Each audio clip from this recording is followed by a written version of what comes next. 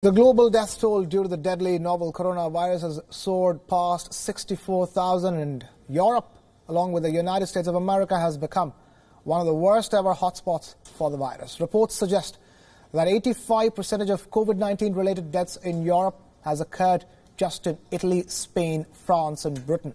So far, out of the total 340,000 COVID-19 cases, over 34,500 people have died in these three countries alone. Spain's death toll has risen above 11,900 with 7% increase as opposed to the earlier 20% death rate. Prime Minister Pedro Sanchez announced an extension of the country's lockdown by 15 more days until midnight of April 25th. The decision was taken after lockdown measures helped in containing the virus's spread and reducing the death toll for the second consecutive day.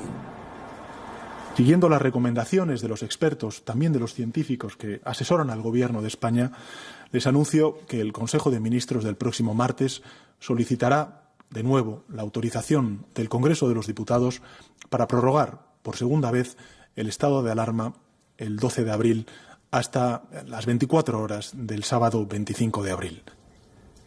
For the first time in Spain also surpassed Italy in reporting the total number of infections.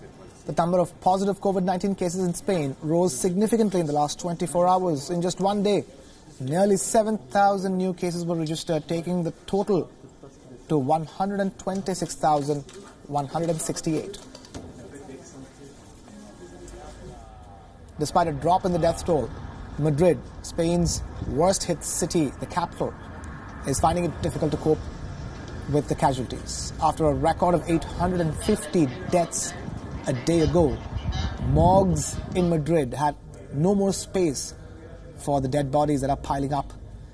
Authorities in the city were forced to set up a temporary morgue in an ice rink to ensure proper burial for the deceased.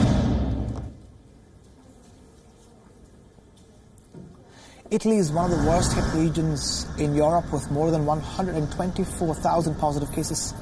It's entering its fifth week of lockdown after reporting 15,000 deaths, the highest recorded by any country due to the pandemic in the world.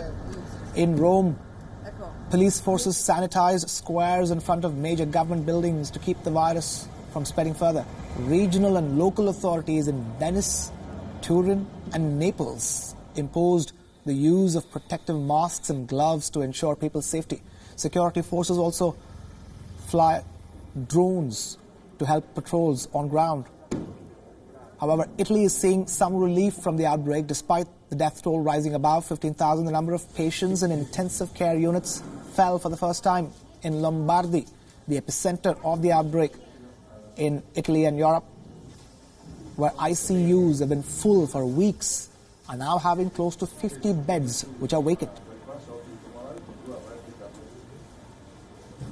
Il numero dei pazienti in terapia intensiva diminuisce di 74 unità. Questo è una notizia importante perché consente ai nostri ospedali di respirare. È il primo valore negativo da quando abbiamo avviato la gestione dell'emergenza, quindi questo dato va sicuramente evidenziato e sottolineato.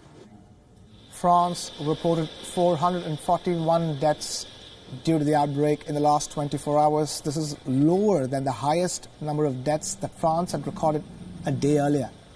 Intensive care units in France also saw a decrease in the number of patients needing critical care. Among the active 66,955 cases, only 6,838 are in need of critical care. While the death toll was dropping in France, the French Air Force personnel airlifted COVID-19 patients to central France.